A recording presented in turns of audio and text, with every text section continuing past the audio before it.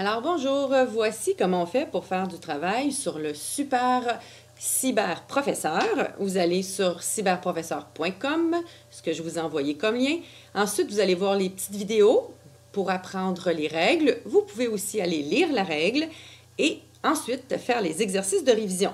Cette semaine, je vous avais dit pronoms et noms. Regardez, ce que je vais faire, c'est qu'ici, on va aller dans les pronoms et noms. Alors, on clique révision. Là, naturellement, il y a des publicités parce que c'est gratuit, alors on passe par-dessus les publicités et on va aller chercher, par exemple, la catégorie « Les noms ». Alors, on clique « Les noms » et là, ce qu'on va faire, c'est qu'on va vous donner plusieurs questions. La consigne, dites si le mot entre parenthèses est un nom. Alors, entre parenthèses ici, il est évident. Évident, est-ce que c'est un nom? Ce n'est pas un nom. Alors, ce n'est pas un nom. Je clique. Que je suis capable d'identifier. Identifier, c'est un verbe, donc je dis « ce n'est pas un nom ».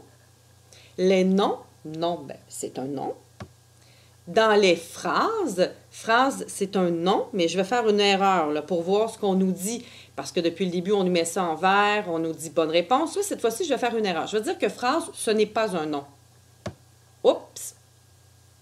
Il me le met en rouge. Erreur.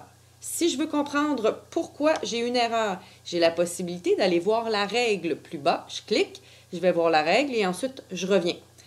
Ensuite, je continue, que je crée en classe. Classe, c'est un nom. Je clique, c'est un nom.